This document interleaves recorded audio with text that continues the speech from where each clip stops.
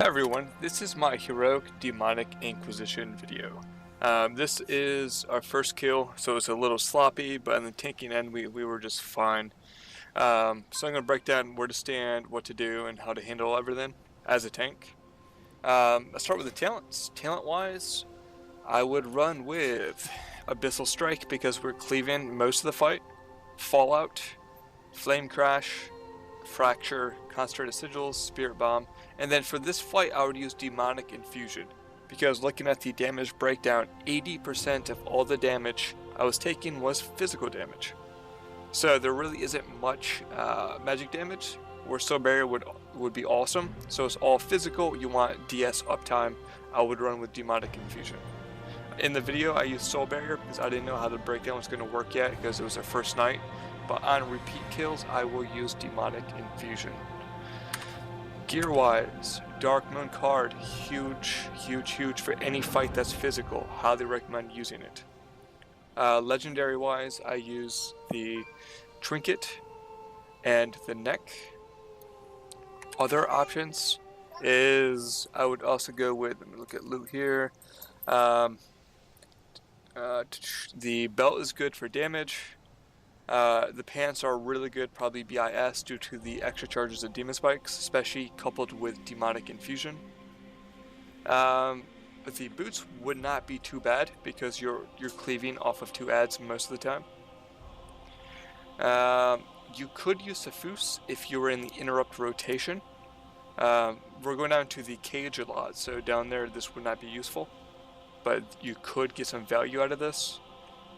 And the rain is okay. This isn't bad if you have no other legendaries on the list.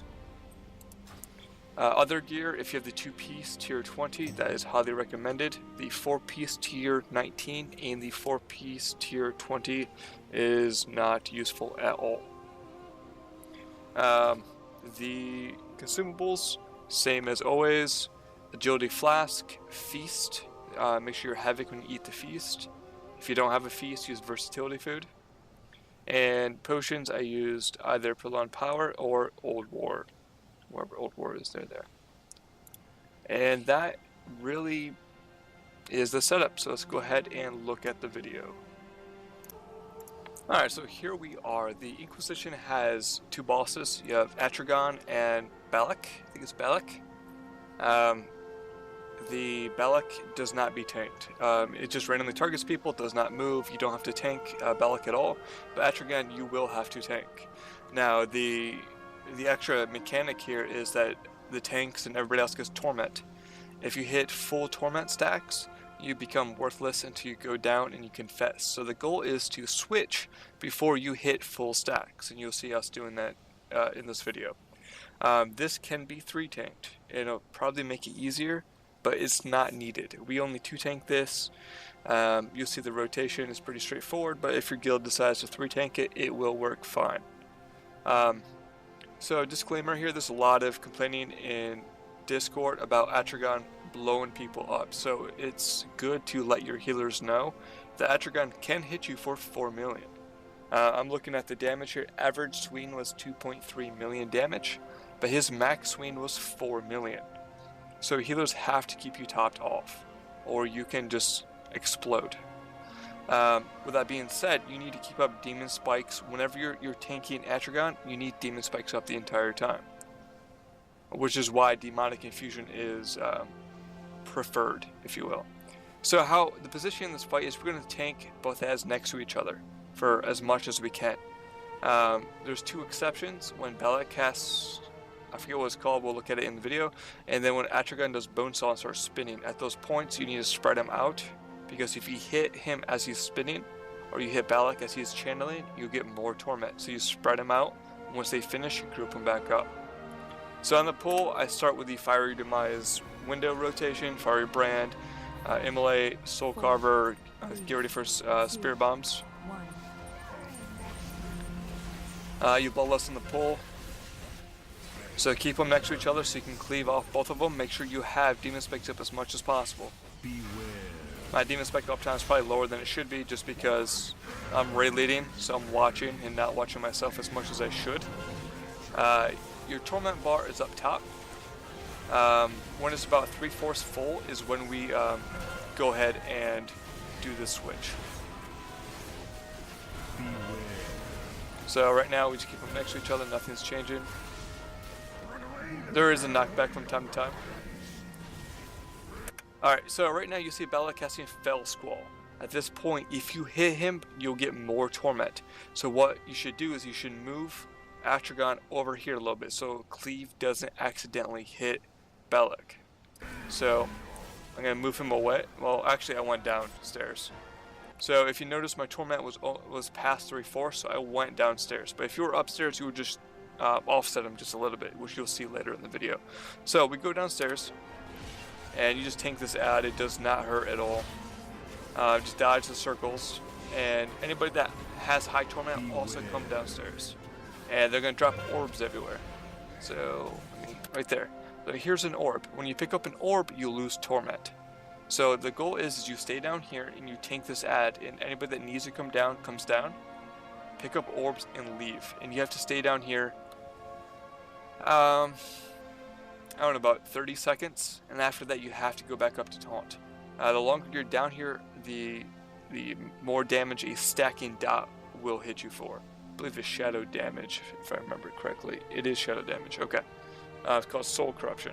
So the longer you stay down here, the more damage you're going to receive. So it's not ideal to 3-tank anymore, because you can't stick somebody down here all the time. You still can 3-tank, but you don't have to. So you stay down here for a while. My torment's been reset, so I can leave at any point. But I want to make sure that anybody else that has to come down is down here. And then I tell people when I'm going to leave. Alright, so I make sure everybody else is out and I go. So at this point, the best way to do this is to automatically taunt. This is a really quick transition. Once you go down the first time, as soon as you come up, you taunt, the off tank goes down. So you just keep switching. Like, you don't hesitate. So I come up, I taunt, and I pull the boss back over for cleave range.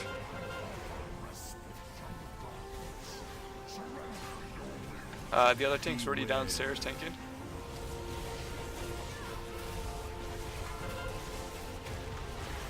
Alright, so Fell Squall is starting, so I move the boss off to the side so Cleave doesn't accidentally hit.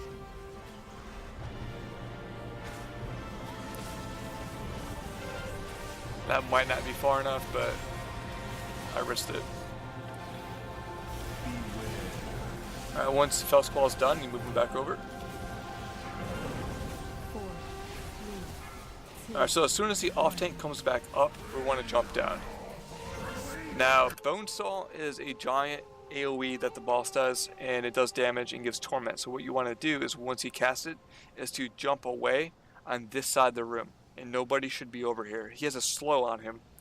So he starts spinning, I jump away, and just kite him over here. Now, here's a mistake that happened. The other tank is now up here. So he taunted, but I can't tell that he taunted, so I sat here and waited. At this point, I should have just went downstairs. This is going to cost a death on one of our boomkins. So there's a boomkin downstairs right now, and I waited until Bonesaw was over to go down. So the boomkin just died, and then I go downstairs. I should have just went right away. So you come back down, you just tank the ad, and you clear your torment. Beware.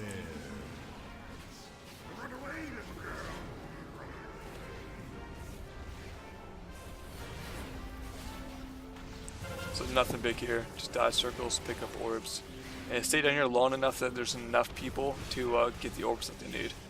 And before you go back up, you tell them, I'm leaving the cage, so they know to leave as well.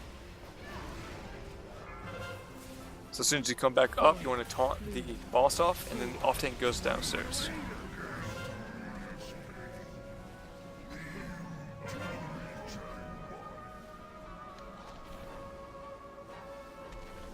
Beware.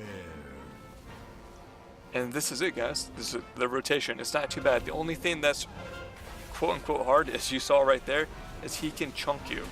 So you want Demon Spikes up the entire time.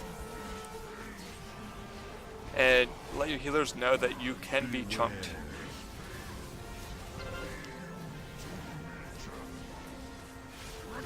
Fell Squall, move the other boss away. Yeah, see, I don't have Demon Spikes up right now, and I should.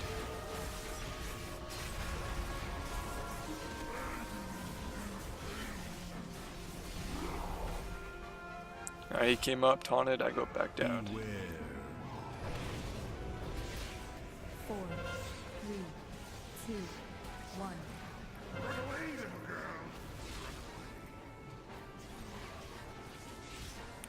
You might want to let DPS and healers to get the orbs first from Torment, but I was just making sure I dropped my Torment as soon as I needed to or had to.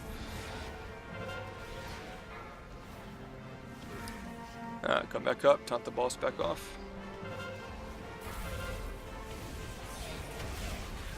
The boss cleaves, so if there's anybody in front of the boss, they're going to die. That's not your fault, it's their fault for standing there. And that should be it. There it is. So that is the Inquisition. Really not a hard boss. Just be wary of the Atragon's just straight up melee damage, because that's going to hurt. If you have any questions, please leave in the comments below. If the video helped at all, please like or subscribe. Thank you for watching.